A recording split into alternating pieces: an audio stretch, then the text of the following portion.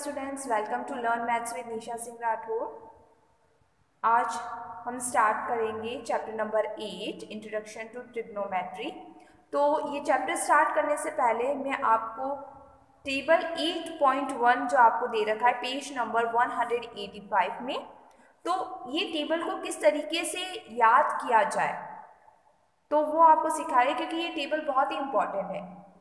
Chapter number 8 में भी और चैप्टर नंबर 9 में भी इसका बहुत यूज़ आने वाला है। ठीक है, तो यहाँ पे हमेशा याद रखना, आपको कभी भी इस टाइप के ट्रिग्नोमेट्री में क्वेश्चन में एक थीटा दिया होता है, जैसे 90 डिग्री थीटा की वैल्यू क्या है, साइन 90 की वैल्यू क्या है, साइन 30 डिग्री की वैल्यू क्या है, कॉसेक 45 की डिग्री की वैल्यू क्या है। तो इस डिग्री को किस तरीके से हमें इसकी वैल्यू को याद किया जाए, तो इसके लिए आपको टेबल याद होना ज़रूरी है।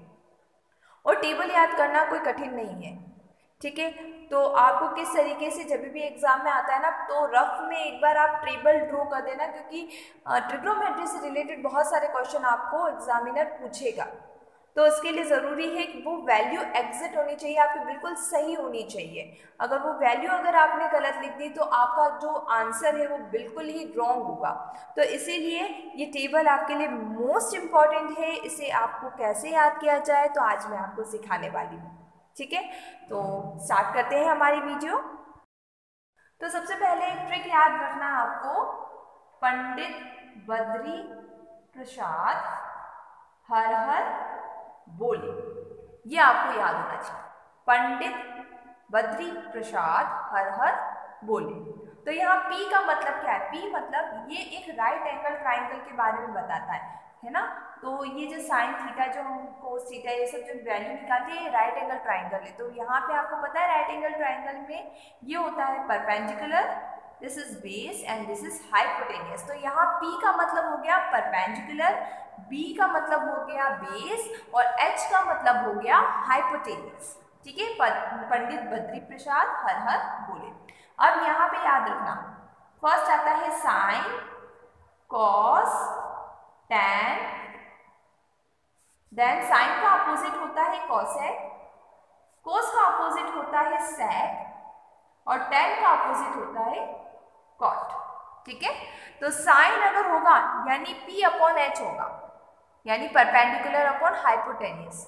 कोस होगा तो बेस अपॉन हाइपोटेनियस होगा। टैन होगा तो परपेंडिकुलर अपॉन बेस होगा।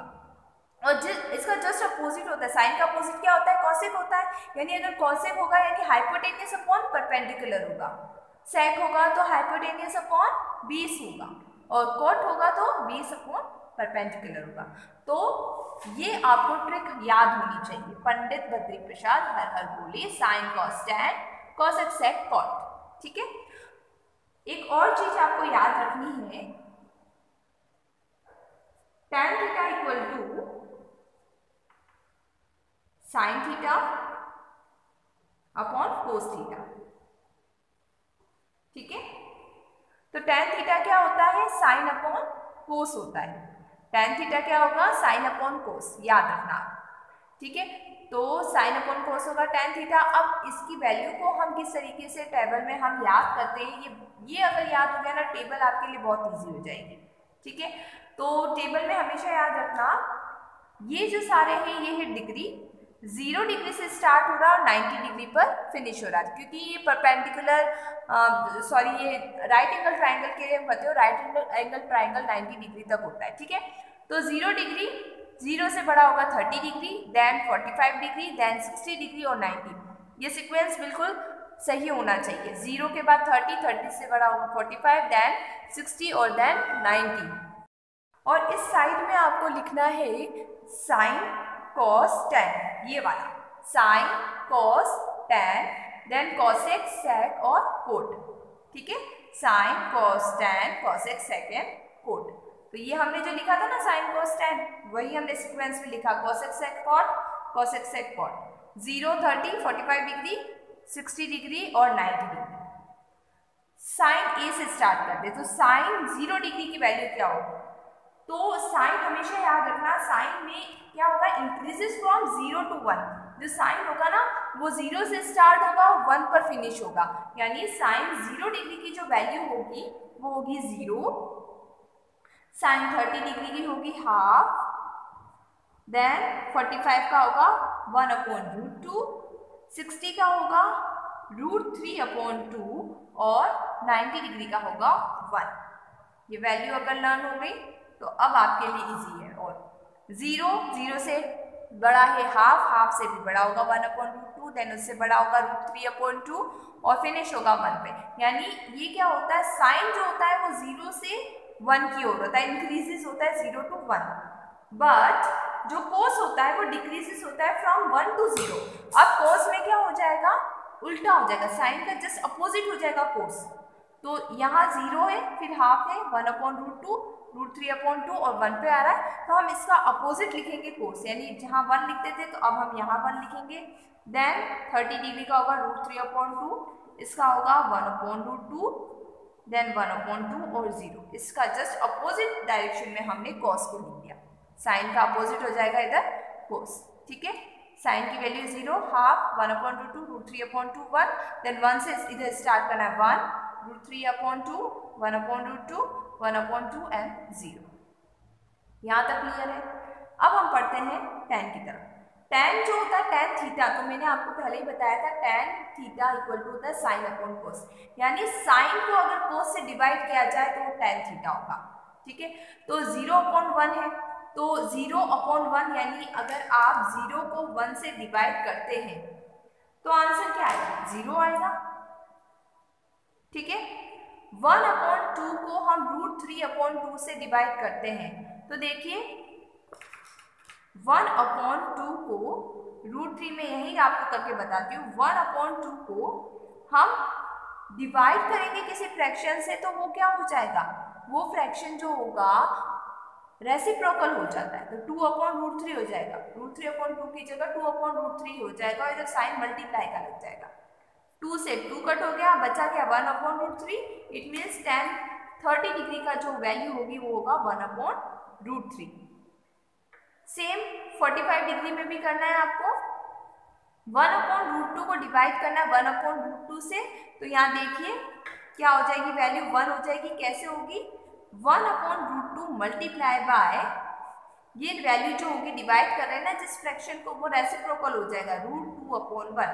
अब √2 से √2 कैंसिल हो गया, बचा क्या आंसर 1।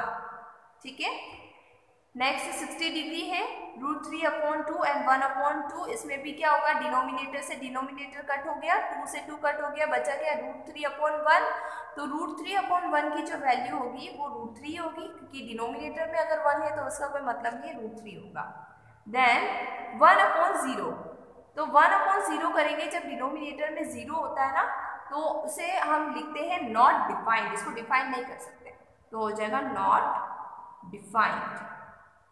ठीक है, अब देखिए, अब हम पढ़ते हैं कॉट की तरफ। कॉट जो होता है क्या होता है, tan का अपोजिट होता है, जो tan है ना उसका जस्ट अपोजिट होता है कॉट। तो यहाँ नॉट डिफाइंड है ना, तो अब यहाँ पे हम लिखेंगे not defined, then √3, then 1, then 1/√3 और 0, ये हो गया कॉट। ठीक है, इसका जस्ट अपोजिट। कॉसेक क्या होगा, कॉसेक होता है साइन का अपोजिट, है ना। तो अब देखिए कॉसेक में क्या हो जाएगा,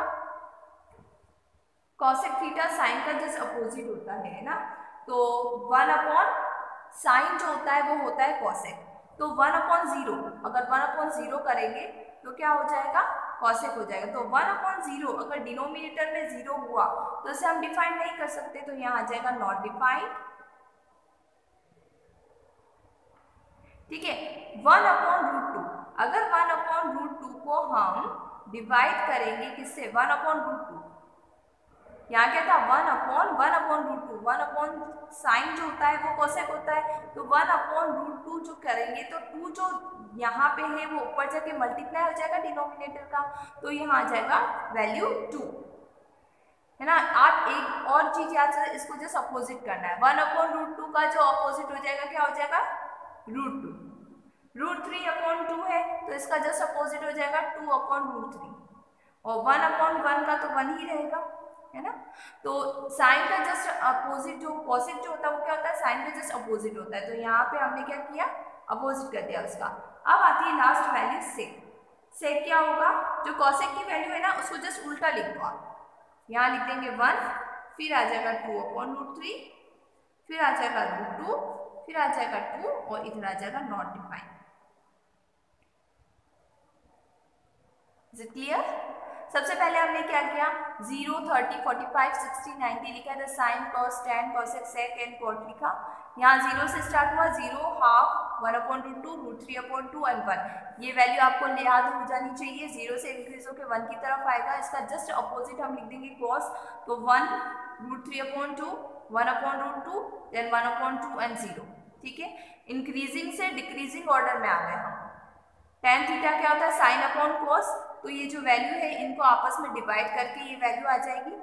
ठीक है, और इसका जस्ट अपोजिट जो हो जाएगा, tan थीटा है ना, ये कॉट का अपोजिट होता है, तो इसका जस्ट अपोजिट हम लिखेंगे ये कैसे, 1/0 होता है नॉट डिफाइंड, इसको जस्ट अपोजिट कर दिया, √3, 1/1 इज 1।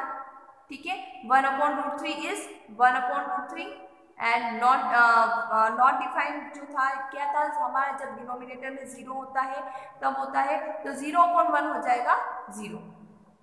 ठीक है, तो इसका जस्ट ये जो होता है कॉसेक क्या होता है, साइन का अपोजिट होता है, तो सेम 1/0 हो जाएगा नॉट डिफाइंड, 1/1/2 हो जाएगा 2, या फिर इसको आप रेसिप्रोकल भी कर सकते हैं, √2, 2/√3 और इधर हो जाएगा 1। ठीक है, तो इस तरीके से हमने टेबल को ड्रॉ किया, इसके सारे हमने वैल्यूज लिखी हैं। ये वैल्यूज आपको अच्छे से याद होनी चाहिए, बहुत ही इंपॉर्टेंट है। Okay, I hope you understood whatever I taught in this video. अगर आपको ये वीडियो अच्छा लगा है, मेथड समझ में आया, तो प्लीज़ इस वीडियो को ज़्यादा से ज़्यादा अपने फ्रेंड्स के साथ शेयर कीजिए, और अगर वीडियो पसंद आई है तो लाइक कीजिए और कमेंट करके बताइए कैसा लगा। और प्लीज़ अगर आपने अभी तक चैनल को सब्सक्राइब नहीं किया तो सब्सक्राइब ज़रूर कीजिए। Thank you so much.